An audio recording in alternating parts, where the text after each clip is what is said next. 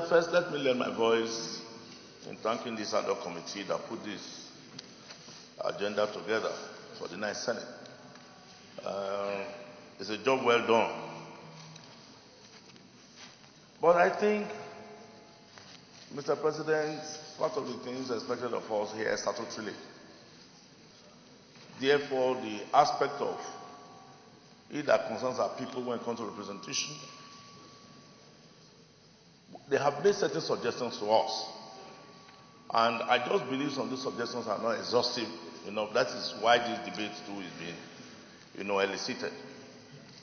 I want to emphasize on 3 areas very briefly. First, the area of security. You will see that on page 25, no, page 18.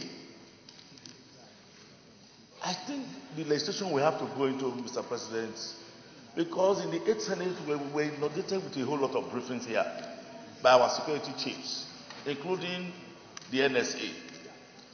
Oversight of the security agencies alone cannot cure the problem we have with security in this country.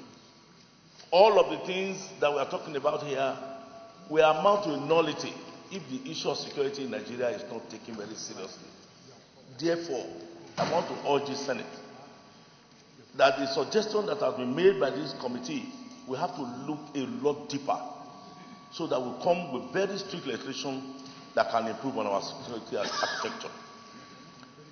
Number 2, I want to go to the area of budget. Of course, under the heading is revenue, budget, and appropriation. Mr. President, if you read anything that concerns budgeting in Nigeria, only last year when we were going through our budget, process. Unfortunately, last year a bit different from what we are. Yes, the 2019 budget is different from what we are seeing. Thank God that the processes and procedures about budgeting from Fiscal Responsibility Act of 2007, it is there that the MTF and FSP must come before the budget. But you agree with me that last year, budget came before MTF and FSP. So we thank Mr. President for reversing it that MTF and FSP has come before budget. But Mr. President, my very distinguished colleagues, I believe the issue of budgeting in Nigeria, just like some of us mentioned, has become an annual ritual. The problem that we have been having is that each time we budget in our country, we do not meet with the expectations of our people. Anything I believe that we must do now is to ensure that that aspect of it that negates the objective of meeting with the objective of our people, which is issue of having enough money in our consolidated revenue fund to meet with budget financing.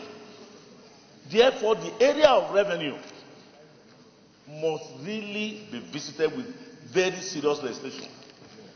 Mr. President, only recently when the Chief of Staff wrote to the Chairman of FROS to explain the shortfalls in revenue expectation, you equally recall that the answer they were given were that all the expected revenues that were supposed to come to the coffers of federal government did not come for one reason or the other. You recall too that the ad hoc committee of Senator Solomon Adeola some time ago went into this issue of revenue for revenue-bearing agencies of government. We found out that those that are supposed to bear huge revenues to the coffers of government have all fallen short. What they get as revenue, they spend against the law. So I think we must come up with very serious legislation that will bar revenue agencies from spending this money. The Fiscal Responsibility Act of 2007 has not cured this problem at all. Because even as they get the revenue, what they are supposed to pay to federal government, they do not pay, and nothing has happened to them. So this issue of TSA, the Treasury single account, can take care of issue of revenue. I don't think we are meeting up to that. We must come up with very serious legislation so that we will have enough money in the coffers of government to prosecute our budget. That again will affect our budget deficit because we have more money. That in turn will affect our external borrowings. So if we do not pursue the issue of revenue, of course, budget execution in Nigeria will see a mirage, particularly capital expenditure. Mr. President, budget is revenue and expenditure. We have just spoken, I've just mentioned about revenue. Let us go to the expenditure aspect. Mr. President, the anti-corruption thing that we are talking about in this country, let us be more serious. When we come in here to come and allocate revenue to agencies of government, ministry departments and agencies of government, what we see, even with our standing committees, is just a little tip, it's a percentage. The area that has to do with service-wide vote, I think we need to visit it with serious legislation.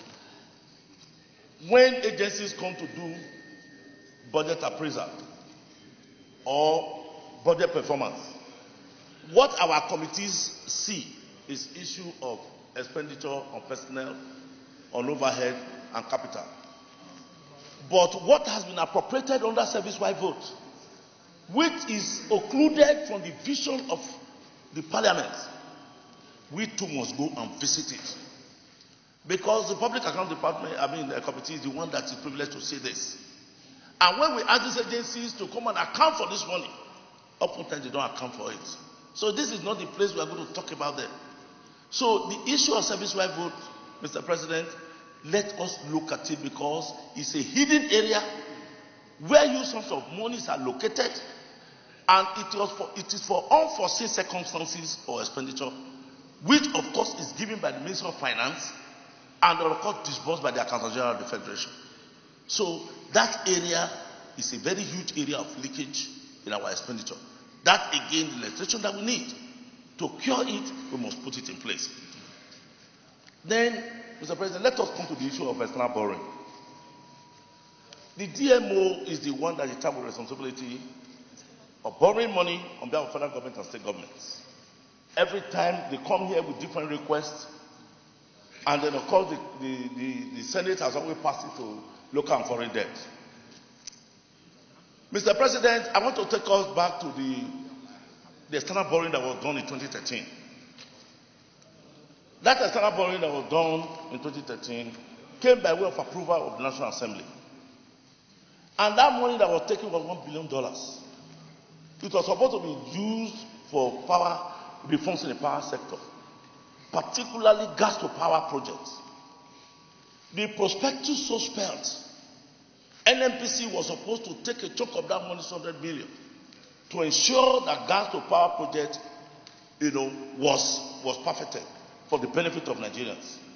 But when that money came, one kobo did not go to NNPC.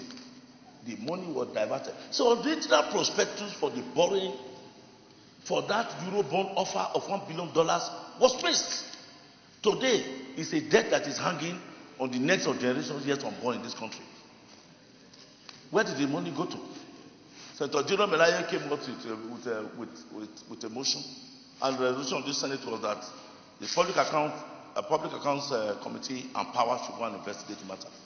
$350 million was given, $250 million was sent to MBEC. MBEC gave that one to NSIA, Sovereign Investment Authority. So the original reason for borrowing that money for gas to power project has been defeated. NSIA is now concerned with the issue of building roads infrastructure. It's like a bank. So this external borrowing, we must come up with serious legislation. Anyone that must borrow, the conditions that are attached to the objective attached to it, we must see to it that it is fulfilled. Otherwise, a lot of the external borrowings are diverted, and Nigerians don't get the benefit. So I don't believe that the issue of having to use external borrowing to sponsor or to finance our budget is an issue that we have to look into, because it is only increasing our foreign debt portfolio, whereas we do not get commensurate benefits of the money that has been taken to meet with the oriental programs in this country.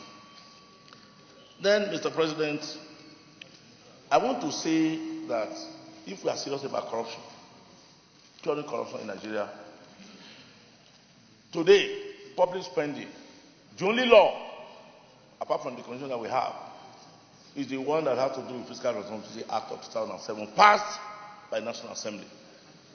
If you go and check anybody too that falls short of the law, what it says is that the matter is referred to the office of the Attorney General of the Federation. That is where it ends. That same act provides for the establishment of Fiscal Responsibility Commission. That commission does not exist. Till today, the executive secretary, for the past 3 years, the executive chairman does not exist. He's not in office. So the executive secretary is the one that is in charge. So that commission does not work. But this National Assembly, Mr. President, the 8th National Assembly, will pass the Federal Audit Bill here. That Federal Audit Bill is supposed to cure this issue of agencies not auditing their account. All their establishment acts very clear that 6 months into the new financial year, they should audit their account and cooperate to the National Assembly or send to the office of the Auditor General. But the Auditor General's office has no funds to function. So this issue of fighting corruption, that is supposed to be the supreme audit institution in Nigeria. If the budget is coming now, go to the office of Auditor General of the Federation, there's no money allocated to it. So the office is designed to fail ab initio. So if agencies don't audit their accounts, if you go to other clients, we went to the UK, they cannot understand why an agency of government will get money allocated to it 1 year. You don't account for it, the another one is given to you the following year. It can only happen when there is ineptitude in the management in that agency, or that the agency has become moribund. So, Mr. President, my distinguished colleagues, if we want to fight it, let Mr. President assent to the Federal Audit Bill so that the Office of Auditor General can be strengthened. Today, what we are getting as audited reports of agencies of government, it is short of our expectation, and until we are really serious to do the proper reforms and put proper legislation in place, all that we are fighting will not be a mirage. Thank you very much for the opportunity. Senator Dino Melaye.